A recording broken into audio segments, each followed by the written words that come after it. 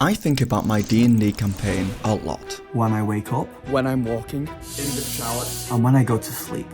Surely thinking about this so much can't be good for me. Well, actually, it is. D&D is creative and social, two very important things for humans. And it's also an escape from the stresses and trappings of everyday life. But is that all it's doing to us? Or is playing D&D on a weekly basis fundamentally changing how we think? In this video, I'm going to be looking at different studies performed on D&D players, as well as talking to a health professional to see exactly what TTRPGs do to our brains, and if it's actually good for us, or is it the opposite? This video is sponsored by my Patreon supporters. Thank you, Patreon supporters.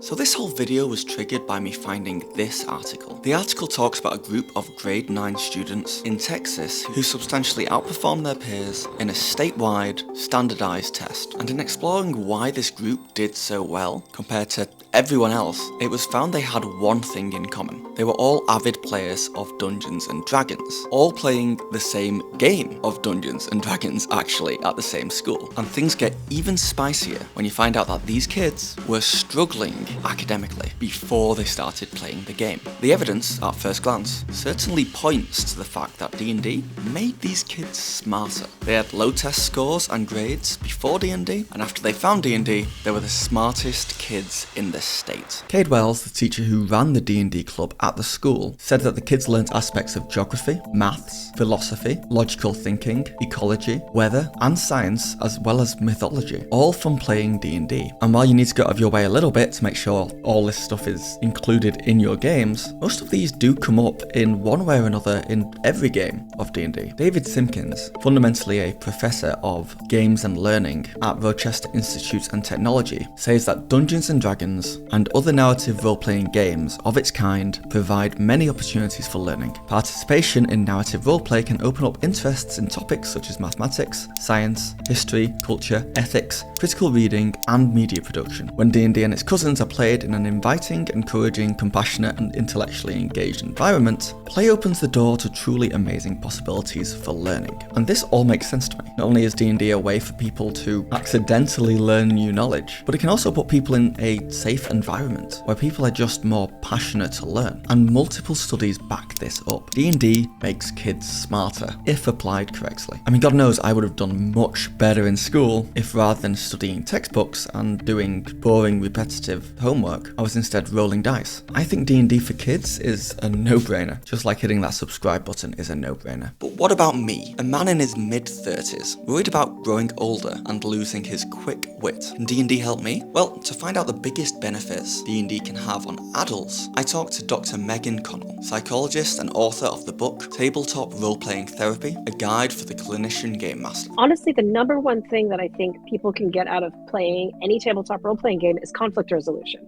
In tabletop gaming, there's a lot of times where our characters have disagreements, and maybe we as players agree what should happen, but our characters aren't on the same page yet.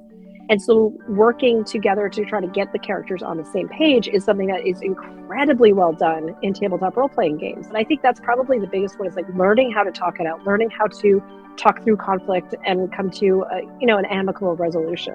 And it's true, D&D is amazing for you socially, not just promoting better conflict resolution, but having a friend group that you see and laugh with regularly. That sounds nice, right? What about a friend group that's all selflessly trying to make sure that everyone else is having fun? What if they were non-judgmental and everyone was empathetically putting themselves in other people's shoes? What if you were all building each other up? That's D&D, and that is incredibly healthy, helping stave off loneliness, anxiety, and depression. But D&D can also help in your career and professional environments too. Most people work in a team, but not many people get a chance to practice working in a team outside of work. They often don't get a safe space to practice being collaborative, but you get that safe space in D&D. And if you DM, well, you get practice in event management, people management, conflict resolution, creative writing, and improvisational skills, as well as just learning to be more understanding and patient. All incredibly useful skills to develop for work, depending on your job. And as for playing D&D helping me keep my brain young, it just makes sense that using your brain weekly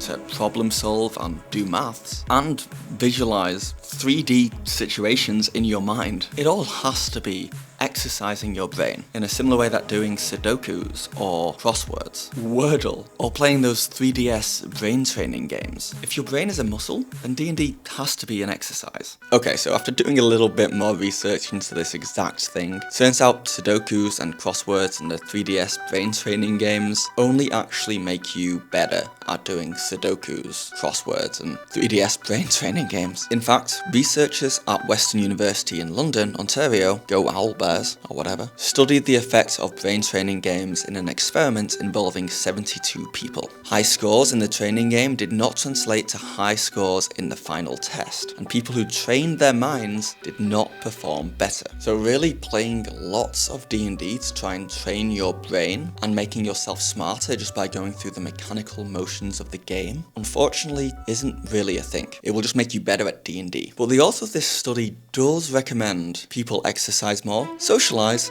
and make sure they get enough sleep if they want their mind to be sharper. Socializing. In fact, it's proven that by simply socializing often does keep your mind agile and improves cognitive function. In a 2017 study, it was found that a bunch of 80-year-olds had the mental agility of someone 30 years younger, just because they had a close-knit group of friends. Meaning in a roundabout way, D&D is keeping my brain younger and making me smarter, kind of. But not because of the game itself, but because I have a group of friends who simply regularly talk to me. So in the style of therapy I do, one of the things I talk a lot about is being intentional with our time and intentional with our energy. And there are so many demands on our time and focus and energy these days that it feels a lot of like whack-a-mole with everything that you got going on, right? And so taking time to intentionally connect with your friends for several hours in a week is so hugely beneficial to you.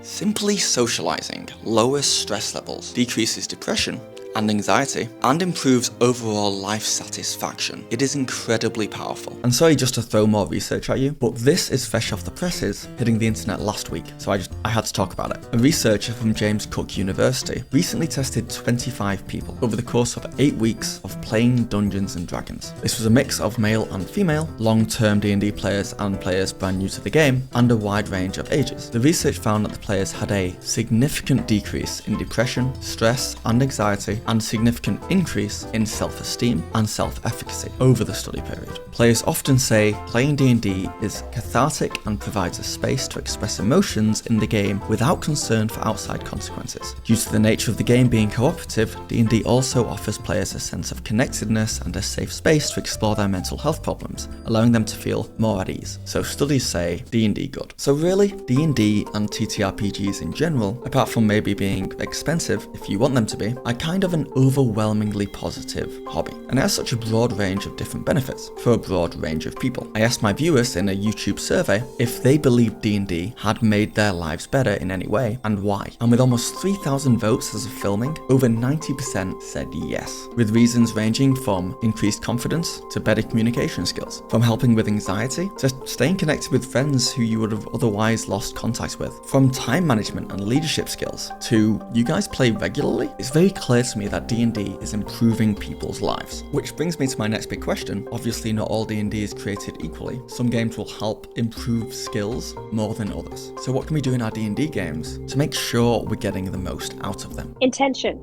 It's all about intention, right? Like if you just go to the gym, you go on the treadmill for 30 minutes, weight lift a little bit, you're going to be more in shape, right? You're going to be fit, right?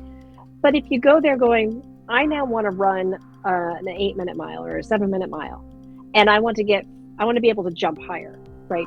Now we're going to the gym with focus and intention. We're measuring progress. We're working on a specific skill set. So the same thing is true in tabletop gaming, right? If we were like, I want to be better at negotiations. So I'm going to have a high charisma character that is the voice of the group, that is the face of the group, and I talk.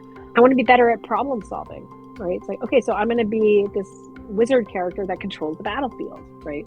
You know, it's being intentional and bringing that intention to our play. This is The Lost Universe. It's a role-playing game from NASA. And I bring this up because there are ways that you can introduce educational content into your games. Whether that's running something like this, which teaches you about the Hubble Space Telescope and space in general through a fantasy world, Or you can just put a volcano in your next game and research volcanoes yourself and try and make it as scientifically accurate as possible, so that you as a DM learn a ton about volcanoes and you can pass the information on to your players so they can learn about volcanoes without them really even realizing it. I truly believe that D&D can not just be a vehicle for you to improve certain skills within life, both inside and outside of career, but it can also be a vehicle for gaining new knowledge and learning new things, but only if you actively work towards that. And here's the thing, while I don't have any actual magical evidence that guarantees that you'll get smarter from playing D&D, all these studies we've looked at, they shouldn't be taken as gospel. And even if they are all true, I don't think they move the needle that far in any direction. But what I can confidently say is that D&D can make you happier. You just need to ask any D&D player or look at my survey results. This game brings people joy, and socializing with friends often is proven to be incredibly healthy for you, especially as you get older. But even if it was all true, then that's all